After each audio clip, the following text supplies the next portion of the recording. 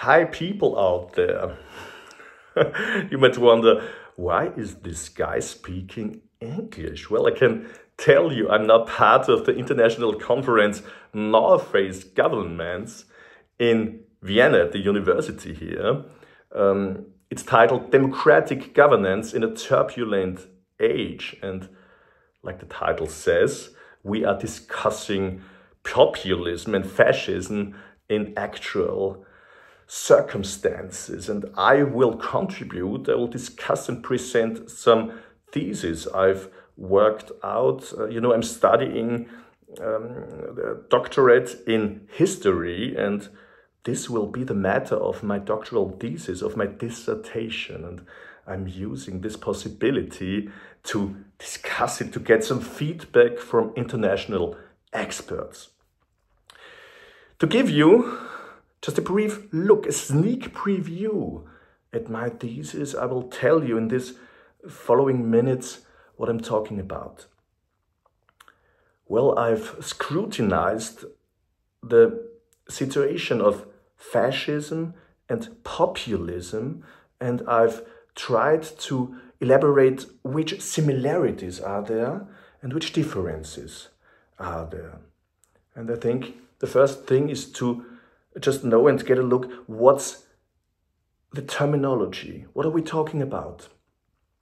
Fascism, means ethnic nationalism, means strangers out, means, well, we had a golden age some 20, 40, 50 years ago. Everything was flourishing, and now the mass migration, people are killing us, and so on and so on. All the crap you can read every day in the newspapers, you can see every day in the news on TV, and you can hear on some demonstrations in the streets.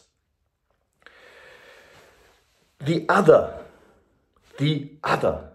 written in capitals, is to defend. We need a restoration. We need to go back, in most cases, in the 1980s, the golden era everybody's dreaming about. And in the center of this ideology stands an idea of an essence. We people are essentially unequal. There are people who are more worth than others, and there are people who are not worth this niveau.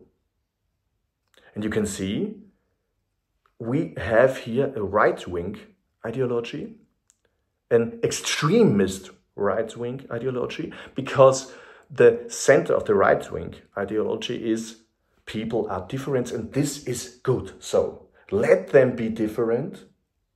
This is fair in itself. Fascism means mass movement, leader cult. Every fascist regime had a leader, has a Führer, as you know. And violence is not just allowed, it's propagated. Think of Austro-fascism some decades ago. It's now nearly 100 years. We had paramilitary forces who were fighting socialists, for example.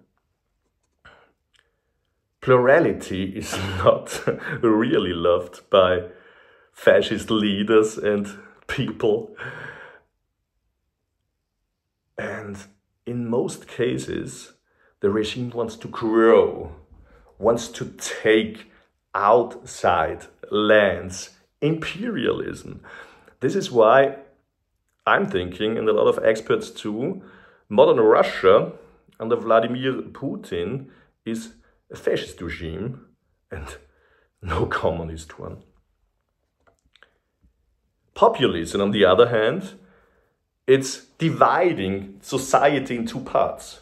We have here the pure people, the common people, the good ones. And on the other hand, we have the elites.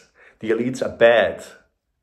The elites want to suffocate us, want to suffocate the good people, want to eat them alive. And we must fight the elites. Thinking of Donald Trump, I have to confess, I know nobody who's more an elitist than he is. But he's selling his lies, and a lot of people follow him and believe him. Okay, that's life. And what are the differences and what are the similarities between these two branches? We have some ideological similarities: people, nation, salvation, golden age, essentialistic understanding of the person. As I told you before, we have some performance similarities. Both use propaganda to sell anything to the people. We have similarities concerning the social base. Pure people on the one side, common people, common man. On the other side, elite, as I was telling you before. And we have similarities in the structure. While, on the one hand, fascism propagates violence, it needs violence to get its hegemony. Populism is often decentralized. We have no kind of leader or Führer, and it may refuse violence. And at the central concern of my discussion will stand: what can we learn from this? What can we learn from history?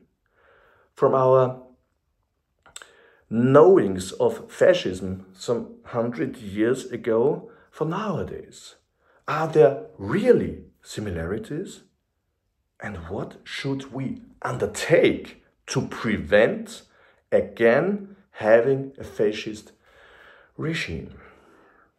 Well, you see, it's fascinating. At least it's fascinating for myself. And tomorrow I will discuss this. I thank you for your attention. And now you're knowing what I'm doing when I'm not working as a lawyer all day long. Thank you. Bye.